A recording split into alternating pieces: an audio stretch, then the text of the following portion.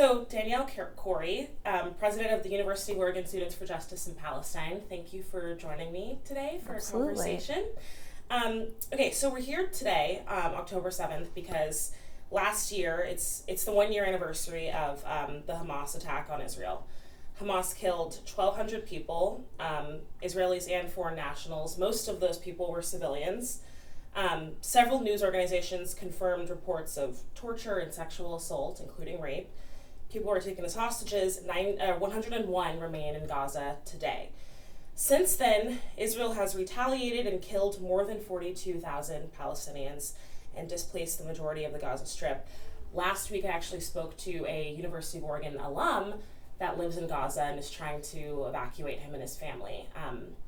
So that was impactful for sure. We were on Zoom, but I couldn't see his face. It was just audio because the internet is not reliable over there. Homes, banks, universities, hospitals flattened, entire family lines wiped out. So later today, there's a protest planned in front of the Lane County Courthouse.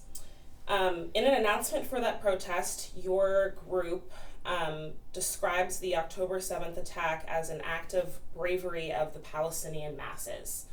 What is the purpose of today's protest? You know, I always thought that when the year anniversary came around, October 7th, that a lot would be different, a lot would have changed. So we're here today where over 50,000 people are dead. I mean, that's including Palestinians, Israelis. I mean, the protest today is, in my mind, something that can symbolize, you know, a lot of change for this organization and a lot of introductions to, you know, the more intrinsic side of things for Palestinians. Not even just on October 7th, but in general. I feel like the narrative that specifically highlights Palestinians to be violent and oppressive in nature is completely out of proportion. And that, I mean, that also leads me to say that, like, I guess the protest today is specifically to not only recognize a year in genocide, a year that the Israeli government has been reinforcing its occupation and colonization of the land, but as well as the day that, I mean, this all pretty much came to the surface for a lot of people in the world. I think it's important for us to do an action today because we need people to know that we're here and that we value human life, and that we also would like people to know that it's just, I mean, something we have to do is show up for our people and for Palestine. And whether that means doing a rally, a protest, a vigil, there's not a lot of discerning between those things. We have to show up, we have to demonstrate. And although there has been many a time where our messaging and what we try and put out there is not properly received, a lot of what we do is in line with not only our very much humanitarian outlook on just wanting people to know that a lot of life has been lost in general. And to no degree will that ever be feasible, to no degree will that ever be okay. And although there's so much emphasis on sides and just like a lot of, I would say, I'm looking for the word, it's, I would say there's a lot of, you know, malice between having sympathy for either or, but in my mind, the way I see it is that we are simply trying to just put ourselves out there in one sense, that we're 1 year into genocide, 1 year into mass killings to any degree, and 1 year into the not so much new thing that has come to the land, that has come to the area, but something that has been reoccurring for over 70 years. So I think, honestly, it's pretty misplaced to say that October 7th was the start of anything, because what we're doing on this day, what we're representing with this rally, is, it's not consistent with, it is consistent with the fact that the occupying forces have been there for years and years and years, and have been killing people, and have been colonizing people, and have been occupying their territory and their land. This is nothing new. And, to single out October 7th, although a lot of events did happen on that day, it would be improper to not recognize the fact that October 7th is highlighted a lot by media, a lot by news, but none of the massacres from the past few years in Palestinian territories are talked about. None of the villages that have been destroyed. People don't know the names of most of the Palestinians that have been killed, although it's hard to at this point because so many of us are dead. Excuse me, sorry. You're all right. When I interrupt you. No, it's okay. You're human. All right. Thanks for letting me know. Yeah. Honestly, yeah. So it's hard for me to arrive on this day while feeling a lot of emphasis on Hamas and everything that happened a year ago today, when all I can think of is sitting in my family room as a child and having my dad tell me news about Palestine and just having to deal with that alone in this world. And now everyone's here, everyone's in the moment. But it's still not the moment because we're still just talking about October 7th. But what about when my grandfather was displaced when he was 7 in the first Nakba? I mean, the rally today is, coming back to your question, it's important because not only are we highlighting what happened last year as something that needs to be talked about, that needs to be recognized as a day where people died, and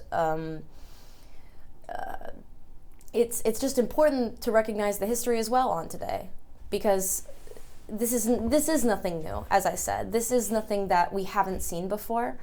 And what we're trying to do as an organization here, as a group of people, is to really nail the point in to all those watching, the student community, the extended community, that the Palestinians have a right to exist. Palestinians have a right to be here, and we also have a right to not only speak out about what we are dealing with and what we have experienced, but recognizing the long settler colonial history of Israel's presence in Palestine. So the National Students for Justice in Palestine announced a week of rage set to take place from October 7th to October 11th. According to their Instagram, the week is intended to mark, quote, 1 year of genocide and 1 year of resistance with protests and demonstrations. Does the UO chapter have a similar week planned? I would say that for the most part we do align with National SJP, and we follow a lot of their actions. This week we do have a handful of events planned, including a vigil and the rally today. I would say it's something similar. The message of a week of rage, I think attributes really well, as far as I read from them, attributes very well to the fact that we're really fed up. That it's been a year of genocide. It's been a year of all this, and week of rage is less to say rage against anyone else, and more like rage at the place we are at right now. People are exceptionally dispossessed. There's bombing in Yemen, Syria, Lebanon, Gaza. It does not end, and it expands at this point. The week of highlighting resistance, highlighting rage, is not some framework to discriminate or to oppress anyone else. It is to say we have been oppressed, we have been here, we are being displaced, we are being killed by the thousand. And this week is to symbolize our anger, our sadness towards the fact that we are still living under this occupation, we are still experiencing the genocidal nature of this event, and we are still reaping the consequences of settler colonial practice, the war profiteering, and the billions that the U.S. continues to send in aid to Israel while we are facing crisis after crisis in the U.S., such as all the natural disasters that are occurring across the country right now, as well as simply the fact that we cannot keep our politics together. And there's so many problems that we could be, rage is correct, because there's so many problems that we could be helping and fixing and attributing funds to. Yet, the president is saying that we don't have enough money to help recover back from the hurricane and everything that's happening, over in the South. And I'm sitting here wondering, I know where this money is all going. I know where my tax-paying dollars are going. I am enraged. I am angry. This week it's hard hitting for me, because I didn't know where I'd be last year, a year from then. I didn't know what would have happened. I didn't know what was going to happen. All of last year was practically a blur for me, because everything just was reactionary. And we've been an organization that's been forced to be reactionary for a long time. And now this year we're starting off trying to get our feet on the ground and actually plan some things for ourselves that feel concrete and important and have a lot of emotional depth. So, when it comes down to October 7th and people are asking about the rally that we're holding on that day, and asking questions such as, like, why are you doing this? Why would you hold a rally on October 7th? And it has a lot to do with visibility, like October 7th is when things really started just hitting the fan for a lot of us. And beyond that, we need to show that what we represent on campus is the spirit of liberation for Palestine. We want a free Palestine, and that's our main goal here. So let's talk about the campus protests last year. Yeah. So last year, campus protests, they kind of lasted for a couple months, and then you guys escalated things into the People's University encampment. Yes. Which lasted for 24 days. Students protested peacefully, with the club sort of escalating things in the final days when you entered Johnson Hall. Mm-hmm. Do you feel like, what was the goal of the encampment and the protests, and do you feel like your goals were met? I actually really like this question, because a lot of people, even during and after the encampment, made a lot of remarks about, well, what does this accomplish? Why are we here? What's our material goal at the end of this? And I think, in my experience with organizing and my experience with activism, I think there's a really common misconception where people think that every single action, every single effort has to have a material end, and every tactic has to reap a success and a win. And I see things differently. I think the encampment represented a lot. I think it represented the fact that a lot of space is occupied in Palestine, and a lot of space that is owed to the people of that land. We, as an encampment, were occupying space at the university. We wanted to show people we were there. We didn't want to feel invisible. We were fed up.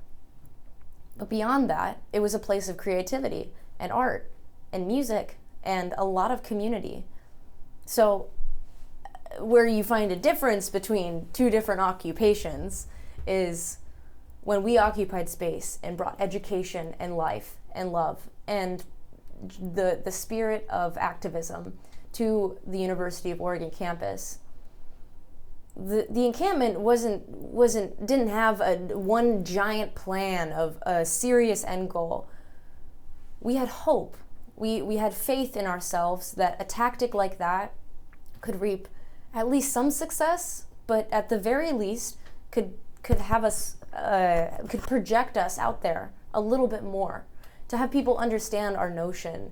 Because constantly at this university, it feels like sometimes I'm speaking and people really aren't listening. Being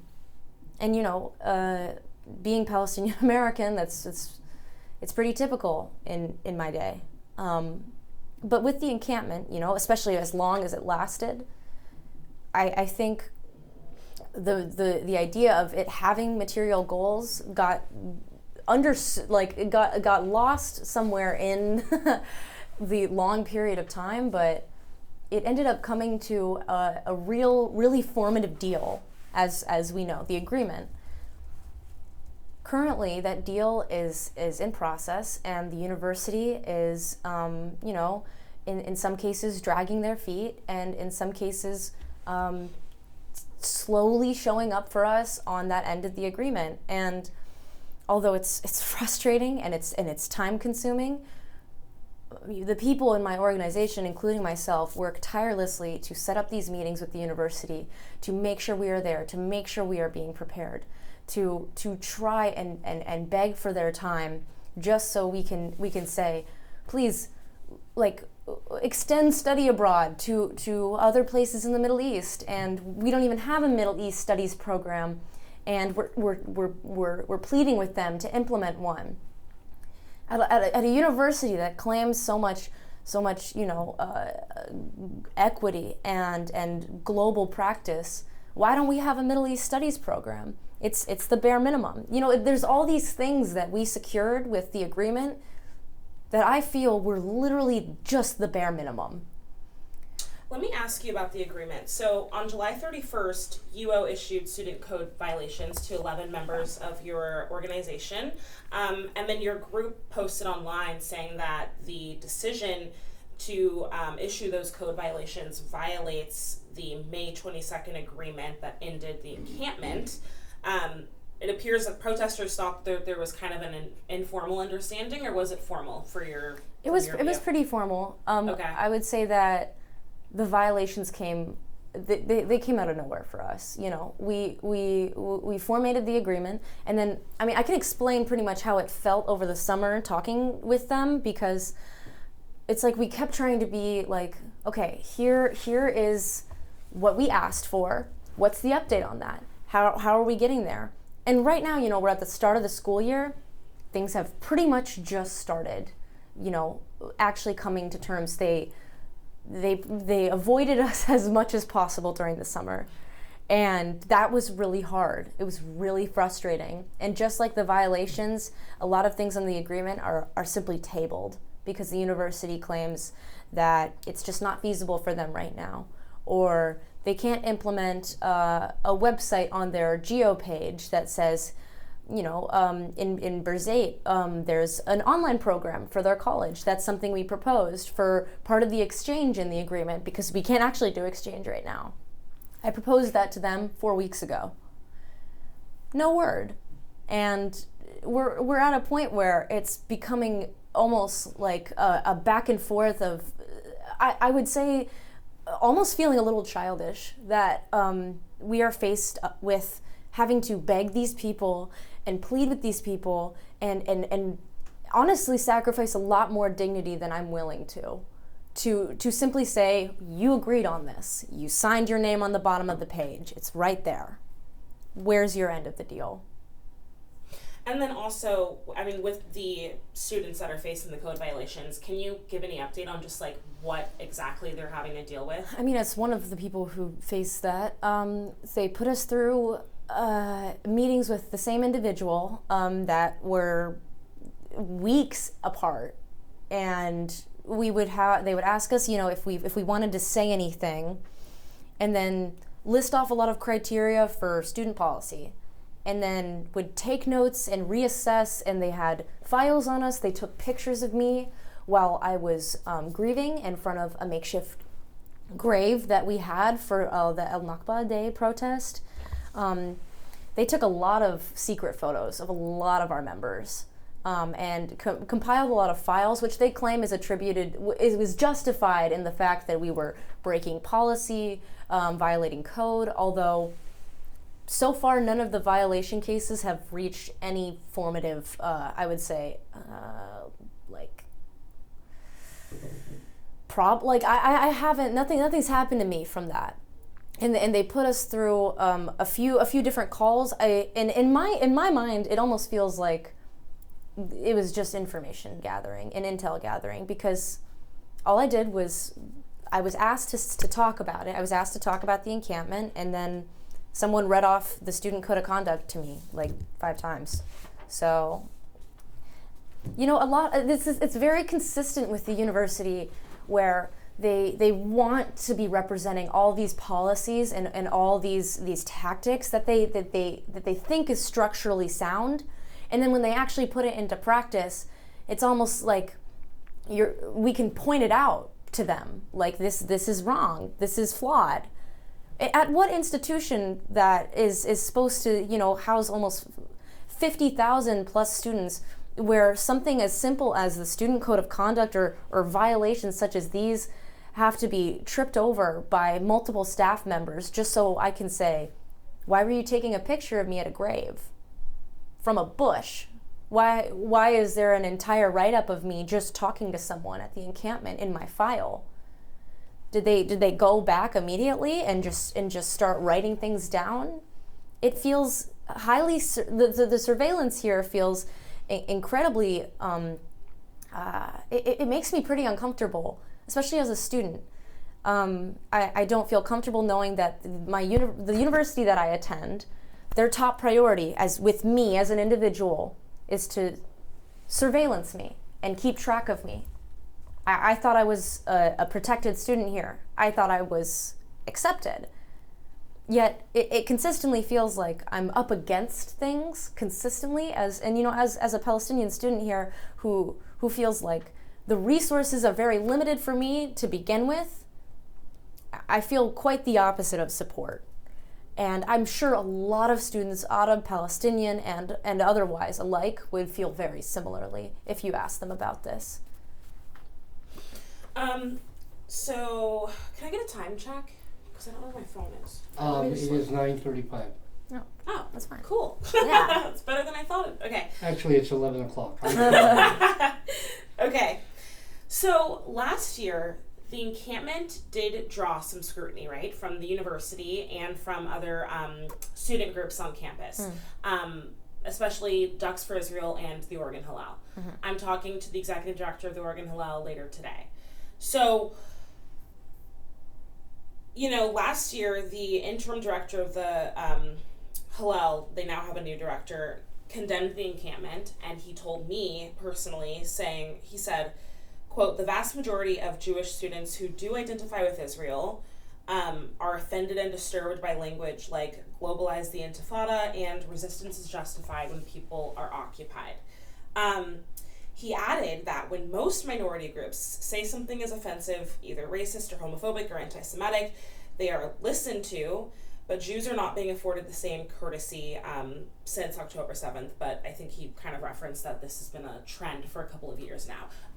The feeling that a lot of Jewish groups have, that they're, that when they say that they are offended by certain phrases, their opinion isn't respected, I would say, or it's pushed back upon. What is your response to that condemnation? Well, I have I guess a few things I could say in response to that.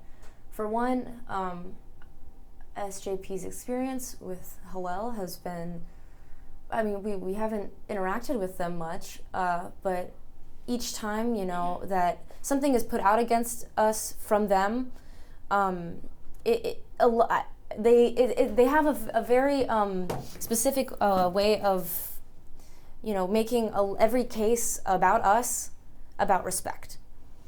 Although they have never reached out to us, they have never tried to formate any kind of proper, respectful communication. They claim that we are offensive and disrespectful, and we don't listen to them. And we are listening to everything they're saying. We hear them. Saying resistance is justified is not an attack against anyone. It is to say that the Palestinian people have a right to exist, not against anyone else's livelihood, but that within the encampment, we weren't trying to attack or defame any group, anyone. We were there for us. It's not about specifically, like we were there for Students for Justice in Palestine. That's our focus. It's hard for me sometimes to respond to things like hearing that people didn't like our language or didn't like the things we have to say, because honestly, for me, it feels like not only am I not listened to, but when people are, taking in the content, taking in the words and the information that I'm putting out there, it's immediately being skewed. So I'm listened to, but people choose and they pick and they take what to say, what they think I said, and to the Jewish identity, I can understand why they may not feel heard, may not feel listened to, especially at this university where a lot of resources are not properly given to you, especially in this moment where they have very much not met either of us with the support that is very much deserved. That being said, consistently, it has felt like every single time that Students for Justice in Palestine and Palestinian members of that group, such as myself, have tried to do an action, have given a speech, that immediately it is put in an email blast from Hillel to the student community saying we are violent, saying we are like terrorists and we support everything that's happened as far as violence protracted against anyone. They claim, they are not heard, they feel offended, disrespected. Although every single thing they put out about us, in my sense, is not only a direct attack, but something that directly is offensive to me. And what about if I feel disrespected? What about if I don't like being called violent and aggressive, and that I support all these violent natures? Because I don't. And consistently they keep trying to push this narrative that we want something that's just not there. We don't want violence. We don't want oppression. That's why we're here. We do not want to disrespect anyone, but we also have the right to exist as an organization and have our own beliefs. We are not telling them that they cannot do whatever they would like, that they cannot put on whatever event they'd like. We have never disrupted them. We have never said anything against them. We have, for the most part, been as respectful as we physically can.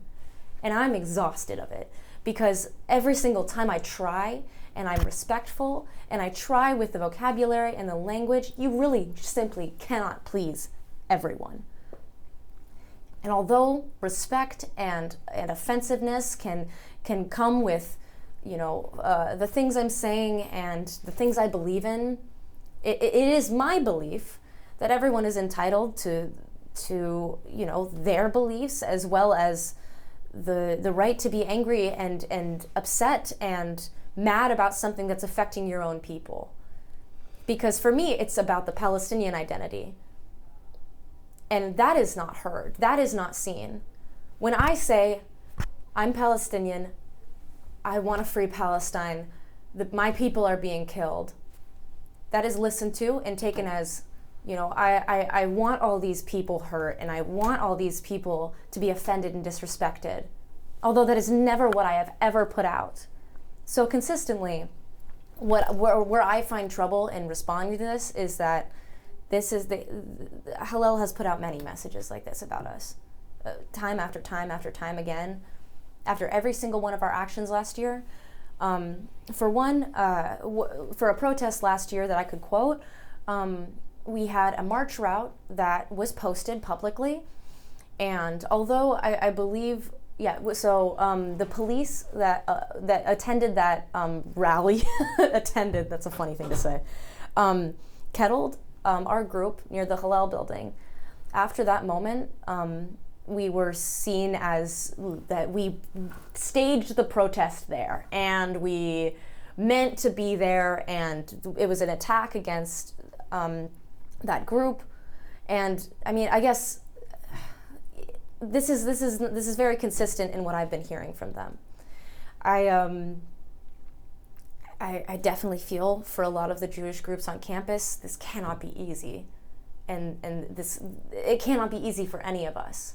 But why make it so much harder than to try and defame the words I'm saying by saying that I'm offensive and radical in my beliefs that Palestinians shouldn't be genocided, that it's not about Palestinians in this moment, because it is. It's about Palestinians. Over 50,000 of us are dead. And beyond that, if you look up, the amount of Orthodox Christian Palestinians that are left, it is less than 15,000. So people like my family are completely wiped out. And to say that I can't say that because I'm offending someone else it's beyond me. Can I ask you though, language saying resistance is justified when people are occupied. There are Jewish students on campus that have close connections to people in Israel. There are people that have close connections to people that were killed in Israel on October 7th. And so is it not fair for them to have a visceral reaction to language like that, justifying, you're calling it an act of resistance, but it's also considered a terrorist attack by some people, many people. So, is that not a fair question? Everyone's entitled to their own opinion and belief. I would not say that, people can't feel how they want about this, but like I said, it's not,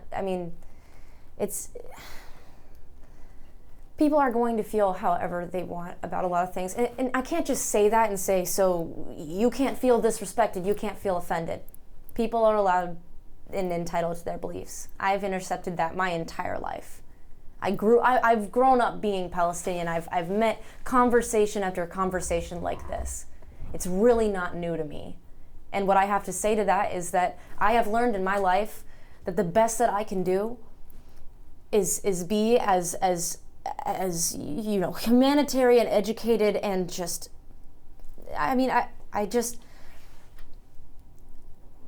my focus lies on my people. And sometimes when people get offended and speak out about that, I myself am confused to that matter, because yes, people can find offense in pretty much anything, such as everything that's been happening in Palestine. But that is other people's opinions and their beliefs, although yes, they do matter to me, and yes, I am trying my absolute hardest to meet the demands for complete rhetoric and values and the strongest beliefs anyone's ever seen. We are being held to an impossible caliber. My grandfather was a refugee. People I know have been killed. I've watched families disappear. I've been on calls with individuals who have lost their entire lineage. To people who say that, the things that I say are offensive in this nature, and that they may say I interpret this as, this way, or I see this as an attack. There's how I see things, and then there's how others see things, and I just don't really know how to account for everyone's separate beliefs. I feel like it's not my job. Although I try my hardest to hold myself with equity, respect, and appreciation for human life, I cannot be perfect, and I simply do not owe it to anyone but myself but to do this. No one's paying me. No one's forcing me to do this. I'm choosing to speak and act on my own, just as they are allowed. Anyone can hold a protest, anyone can hold a rally, anyone can put out an Instagram post. We are not desperately unique.